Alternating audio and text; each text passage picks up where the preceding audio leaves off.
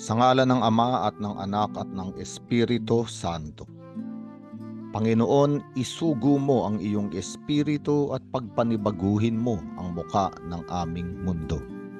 Ang ebanghelyo sa araw na ito ay mula kay San Marcos, Kabanata 8, talata 34 hanggang Kabanata 9, talata 1. Sa ebanghelyong ito, si Jesus ay nagtuturo sa mga tao at sa kanyang mga alagad. At sinabi niya, ang sinumang nagnanais sumunod sa akin ay kinakailangang itakwil niya ang kanyang sarili, pasanin ang kanyang krus at sumunod sa akin. Sapagkat ang kahulugan ng krus ay isang pagkakataon sa ating buhay kung saan iaalay natin ang ating sarili. Kung paanong si Jesucristo ay inalay niya ang kanyang sarili nung siya ay ipinako sa krus. Kaya nga ang pagpapasa ng krus ay pagtatakwil din sa ating sarili.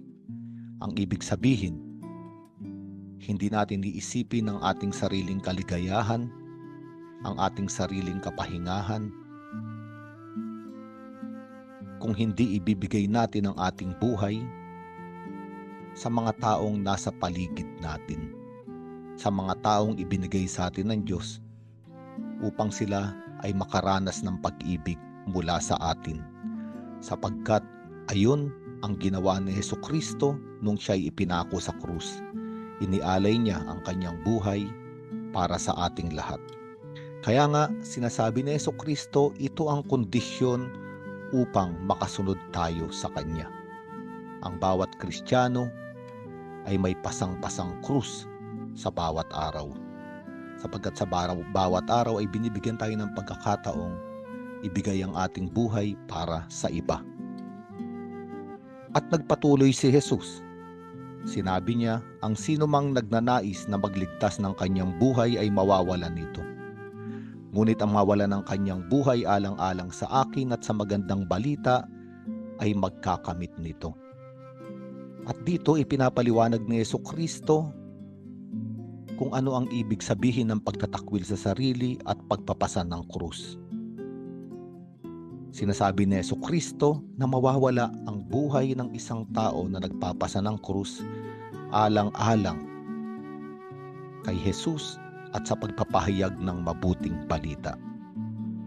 At totoo, sa ating henerasyon, sa ating daigdig na ginagalawan, hindi madaling magpahayag ng mabuting balita at sumunod kay Jesus. Minsan pa tayo ay pagtatawanan, tayo ay tutuyain at tayo ay uusigin. Kaya nga ang panganib ay magtago na lang. Huwag na nating ipahayag ang ating pananampalataya sa Diyos. Huwag nating sabihin sa mga tao na tayo ay naniniwala sa mabuting balita. At ito ang sinasabi ni Jesucristo. Kapag nagnanais na tayong iligtas ang ating buhay, itago ito. Huwag ipakilala ang Diyos sa iba. Ayun yung oras na mawawalan ng kahulugan ng ating buhay. Mawawala ang ating buhay. Tayo ay magiging mga taong pisikal na buhay, ngunit may espiritu at kaluluwang patay. At ipinaliwanag na naman ni Jesucristo kung ano ba ang sinasabi niya. Sabi ni Jesus, sapagkat ano ba ang mapapala ng isang tao? Makamtan man niya ang buong daigdig, ngunit mapapahamak naman ang kanyang sarili. Ano ba ang maibabayad ng isang tao para mabawi niya ang kanyang buhay? Sapagkat kapag ipinagtanggol na natin ang ating buhay, isa lang ang ibig sabihin nun. Mas mahal natin ang daigdig, ang kaligayahan at mga mabababaw na kasiyahan sa daigdig, ang mabababaw na ugnayan sa ibang tao, ang mga relasyon na hindi pinag-uusapan ang Panginoon. At maaring isantabi natin ang ating pananampalataya at pagkilala sa Diyos upang kilalanin tayo ng daigdig, upang tanggapin tayo ng daigdig. Ito ang ibig sabihin ng pagliligtas ng sariling buhay. Kaya nga sabi ni Jesucristo, ano naman ang mapapala ng tao kung makamtan niya ang buong daigdig, ngunit mapapahamak naman ang kanyang sarili. Ano ba ang maibabayad ng isang tao para mabawi niya ang kanyang buhay? Sapagkat palaging sinasabi ng mga ama ng simbahan na kapag binigyan tayo ng daigdig ng kasiyahan, kailangan nating bayaran ito. Sapagkat ang kasiyahan na nanggaling sa daigdig, kadalasan ay dumadaan sa kasalanan. Kaya kailangan nating bayaran ng pagkawala ng buhay ng ating espiritu at ng ating kaluluwa. Kaya nga, ano ang maibabayad natin kapag nawala na ang buhay sa ating espiritu at kaluluwa? Isa na lamang ang tanging pag-asa: magbalik loob sa Diyos, magmakaawa sa Kanya, at manalangin na, Panginoon, bigyan mo ako ng lakas na ipakilala kita sa buhay ko. Bigyan mo ako ng lakas na makita ka ng mga tao na nagiging laman sa aking buhay. Kaya nga sa huli ay sinabi ni Jesucristo, kapag ikinahiya ninyo ako at ang aking mga salita sa harap ng mga taksil at makasalanang mga tao sa panahong ito, ikakahiya rin kayo ng Anak ng Tao. Pagparito niya, nataglay ang dakilang kapangyarihan ng kanyang Ama, kasama ang mga banal na anghel. At ito ang kahulugan ng sinasabi ni Jesucristo, ano ang maibabayad natin sa ating buhay?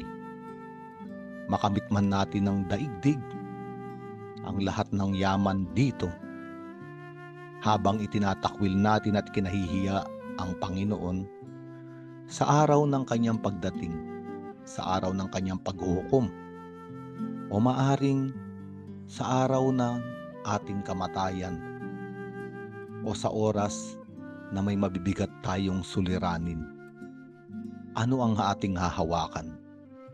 Saan tayo kukuha ng lakas? Kung wala tayong ugnayan sa Diyos at siya ay ating itinatanggi at kinakahiya, saan tayo kukuha ng buhay? Kaya nga, ang buong ebanghelyong ito ay isang paanyaya sa ating lahat. Huwag ikahiya na ipakilala na mayroon tayong Diyos. Huwag nating itago lamang sa ating mga sarili yung ating karanasan ng pagpapatawad at pag-ibig ni Jesucristo. Totoo, may mga konsekwensya kapag ipinapahayag natin ang mabuting balita ng Diyos, kapag ipinagsasabi natin ang mabubuting gawa na naranasan natin sa ating buhay dahil sa Kanya. Totoo, maaaring ang daigdig ay usigin tayo ay husgahan. Ngunit ito nga ang sinasabi ng Ebanghelyo. Hindi natin siya ikinakahiya. Nawawalan tayo ng muka sa harap ng makasalanang daigdig na ito. Ngunit habang nangyayari yun, tayo ay nagkakaroon ng buhay. Sa ngalan ng Ama at ng Anak at ng Espiritu Santo.